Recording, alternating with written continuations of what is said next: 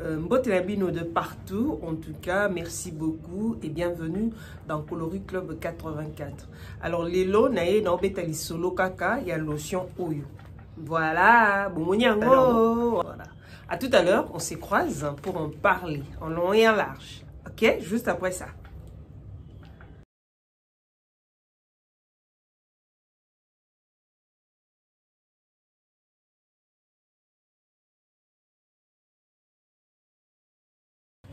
Alors, bienvenue encore une fois de plus dans Coloris Club 84. Hein. Ceux qui m'ont boyambi biso, en tout cas, awa to betarama solo, il y a souki, il y a cosmétique, il y a conseil et puis tote kaka. Voilà. Alors, n'oubliez pas de vous abonner si c'est pour la première fois au boyambi biso et Panabino. En tout cas, soyez les bienvenus chez nous.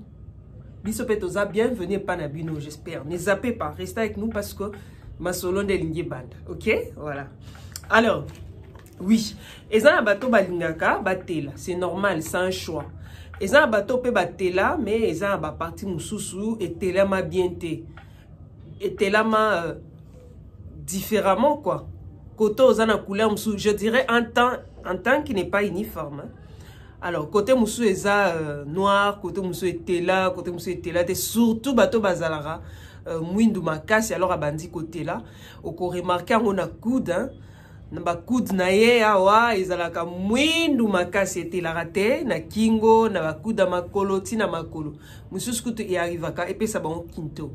Alors sûrement tu as ces problèmes là, sûrement yopé nous autres nous aussi présenter bongo. Alors lelo na na lotion moko qui permettra ce que peau na yo ezala unifiée. C'est blanchissante, c'est une lotion blanchissante, j'ai pas dit éclaircissante, blanchissante. Alors la lotion en question, c'est ça. Bon, hein? Voilà, et ça, Dulce Gold, ou Dulce, je crois, lotion blanchissante. Alors, bien en weza que etelisaka partout. Partout et comme uniforme. C'est une lotion blanchissante.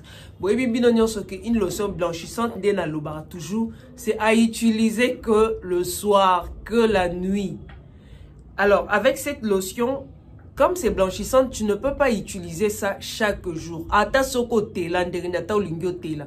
Bato musu bazara déjà ba pembe ou ba benga ba teint métis. Oh ba comment on peut appeler bloc ba teint métis voilà. Ba mafuta OP, c'est la même chose quoi. Ils ont ba teint métis hein. Voilà, ba teint métis. Voilà. Alors lotion Oyo et salamina Thaïlande. Hein? Ba ingrédients ezana kati, tozana mai, tozana jojoba, huile, tozana castor oil, huile de castor, tozana polysorbate, tozana sodium de benzoate, tozana glutathium, tozana niacinamide et en fragrance. Alors, on a besoin de là, au recourir na lotion oil. Na lobby muto a tela déjà ou a ebike a tela multiforme. Et puis, bien en haut, sous ces que tu peux pas. Ouais, besoin de soutenir ou associer au namafuta mo bien na huile mo yango mo ka ya pamba boy. So saleli et ko sala déjà musala na. Alors, comment utiliser? Bah utiliser na pourquoi? OK? Seulement le soir. Alors, so on a déjà pembe makasi. Au coco ça lango chaque jour le soir. Mais pendant la journée, aux ana ba produit na yo o respecta ka routine na yo, ba produit nyonso ezaka hydratant. C'est très important. Kolobate ke ono ovandi no kana ndaku loko oza pembe ozwa opakola parce que oza no ndako o bimana ote c'est très dangereux. OK? Bomona ngoza na glutathium mais na niacinamide. C'est très dangereux. Coco utilisant pendant la journée. Alors, le soir au conseil la sunabida soza déjà pembe et la pembe naturelle et la pembe au tela déjà au tela. Par contre ceux qui au teli nante au bandi sika on va utiliser 3 fois la semaine pour ezomba monte que échanger yo mais pour payer ça au teinte petit à petit 3 fois la semaine. Aujourd'hui ozo salé lango mais pendant la journée ozo salé là ba produit na yo hydratant, c'est très important. Pendant la journée, aussi là-bas produit hydratant, au respecter les normes. Donc, c'est-à-dire quoi, norme aux angisaka, crème anti-solaire T. Aux ans que ça crème non hydratante, aux ans que ça sérum na vitamine C le matin. Aux ans que ça sérum na yo, il y a vitamine C le matin. Aux ans na bilo ko ana nyonso, c'est très important. À souligner, aux à partir de 35 ans aux hommes mata, ndoko ko utiliser. Aux à moins de 35 ko ça est là na coûter pour aider bisao. Au salé on a moi aux choc de la vie. Aux amwindu makasi olobi osala on ndenga kilokoso parce que ça a besoin au lambala moko aux choc de la vie. C'est le moment. Choc de la vie, boye bien on ndengeza ko vraiment ba tampon na evanda. Pour ero bandango ekotelisa mais ce que se protéger pendant la journée aux a un problème.